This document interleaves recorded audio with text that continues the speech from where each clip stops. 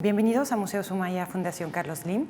Hoy vamos a hablar un poco acerca de esta obra que representó Luca Giordano, un artista italiano que vivió entre la tercera década de 1600 hasta principios de 1700. Cuando vemos a la obra de Luca Giordano podemos entender cómo él puede definirse un artista bastante ecléctico, es decir, él supo interpretar diferentes estilos y supo adaptarse a lo que era el gusto de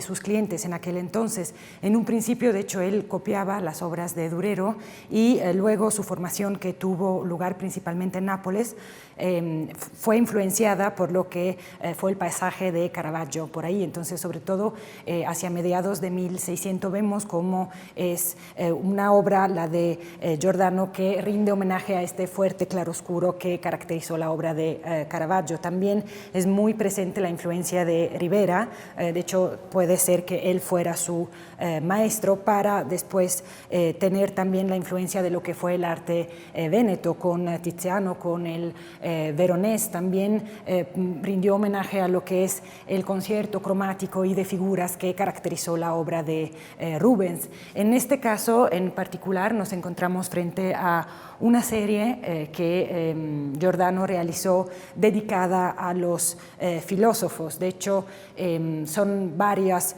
las obras dedicadas a estos sabios de la antigüedad, y era algo bastante en boga en aquel entonces que justo se retomaran estos personajes, y no solo lo hizo Luca Giordano, sino también lo hizo Ribera. Y digamos que estas obras justo pertenecen al llamado periodo riberesco, porque es posible ver la fuerte influencia de lo que fue el realismo propio de Ribera. Y digamos que lo que se hacía y lo que podemos ver aquí es un realismo ostentoso que a veces puede llegar hasta a lo grotesco. Es muy interesante porque aquí se puede ver lo que es la influencia neostoica que caracterizaba Nápoles en aquel entonces, y ahora vamos a entender a qué nos referimos. Aquí el filósofo está representado con una vestimenta que subraya su estado humilde. También al observar la cara podemos ver que no ha dejado de representar lo que es el paso del tiempo, lo que es la miseria de la vida, y ese modelo es muy lejano de cómo se solía representar a los filósofos, a los sabios de la antigüedad. Antes estos como que hasta intimidaban, tenían este aspecto reverencial, y aquí justo la etapa neostoica es lo que trata de subrayar cómo los bienes materiales no tienen ninguna importancia frente a lo que son los bienes del pensamiento, sobre lo que es la reflexión, sobre lo que es la espiritualidad. Entonces aquí entendemos que se trata de un intelectual porque lleva en sus manos unos papeles, pero no hay otro atributo que nos lleve justo a identificar este personaje. Y es muy interesante si nos fijamos en este papel que lleva en la mano derecha y leemos la escrita, y dice: mi son talor pentito d'aver favelato, ma d'aver taciuto mai. Y eso en español justo significa quizá me he arrepentido de haber hablado, pero de haber callado nunca.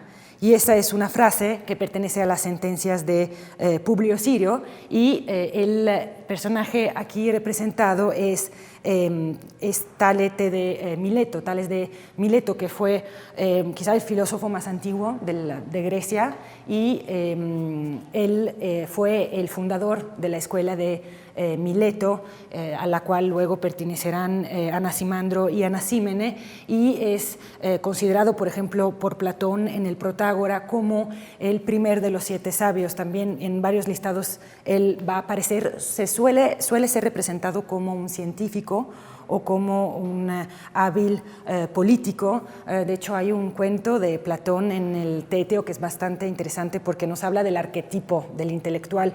Él estaba absorto contemplando a los astros y no se dio cuenta que había un hueco y se cayó.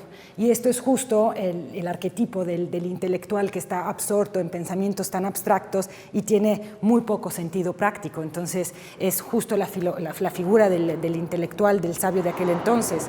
Hay muchos teóricos teoremas que se le atribuyen a él. De hecho, es considerado en la historia que traza Aristóteles en la metafísica como el primer filósofo de la historia occidental, porque fue el primero quien buscó lo que es el arqué. El arqué es el principio, de qué se originan todas las cosas, y sobre todo los presocráticos lo que hacían era atribuir a elementos naturales el principio, y para Tales, en español, era el agua. Y él es justo aquí que empiezan lo que son investigaciones de tipo científico, es observar los fenómenos y tratar de darle una explicación de tipo lógico, y es justo acá que empezó lo que es la historia de la filosofía occidental. Acerca de Luca Giordano, vale la pena mencionar que uno de sus apodos es Fa Presto, que en español significa hace rápido, y justo tenía que ver con su rapidez en realizar obras. Se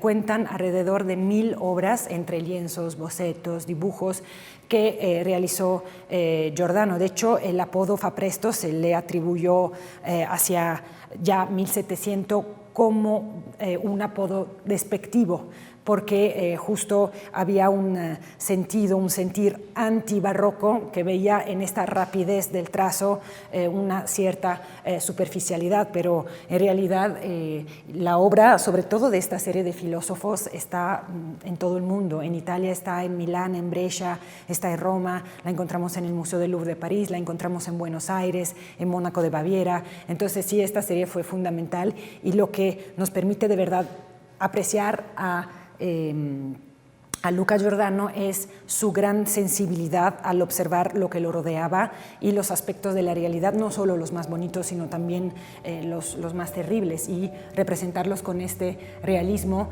que da cuenta de la inauguración de un nuevo tipo de plástica.